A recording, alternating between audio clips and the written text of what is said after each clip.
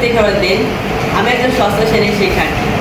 আজ আমরা জানতে চলেছি ষষ্ঠ শ্রেণীর নবম অধ্যায়ের বল ও শক্তি সম্পর্কে। আর এই বিষয়ে আমরা ষষ্ঠ শ্রেণীর বিষয় বিজ্ঞান, উপস্থিতি 50 জন এবং অনুপস্থিতি 10 জন। তারিখ নং 12/11/2024।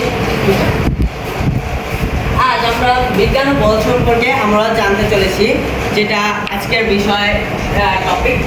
আর পৃথিবীতে সকল শক্তির উৎস হচ্ছে শক্তিকে সৃষ্টি বা ধ্বংস করা যায় না, কেবল এক রূপ থেকে অন্য রূপে রূপান্তর করা যায়। মহাবিশ্বে শক্তির পরিমাণ নির্দিষ্ট এবং শক্তির রূপ কয়টি? 1 নম্বরে, 2 নম্বরে, 3 নম্বরে, 4 নম্বরে, 5 নম্বরে, 6 নম্বরে,